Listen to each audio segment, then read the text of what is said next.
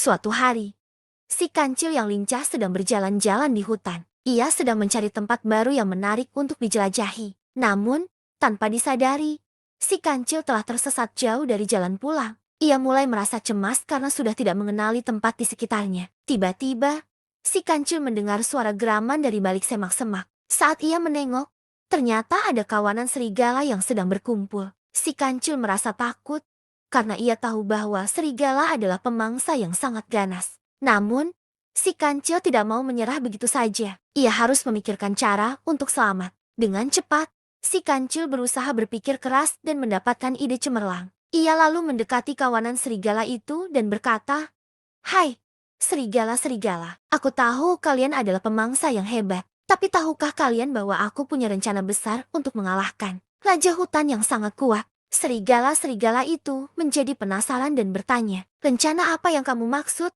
Kancil?" Dengan percaya diri, si kancil menjawab, "Aku punya sebuah ide untuk mengalahkan raja hutan.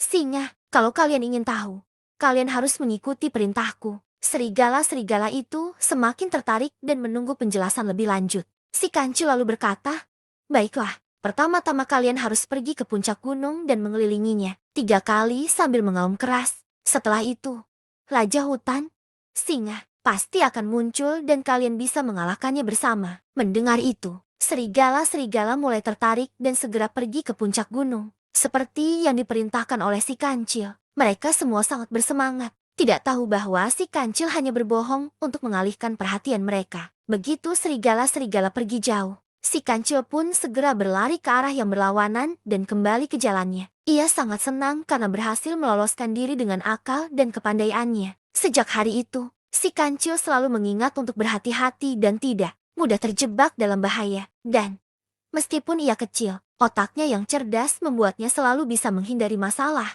Pesan yang bisa diambil dari cerita ini adalah, dengan kecerdikan dan keberanian, kita bisa mengatasi masalah besar meski kita terlihat kecil atau lemah.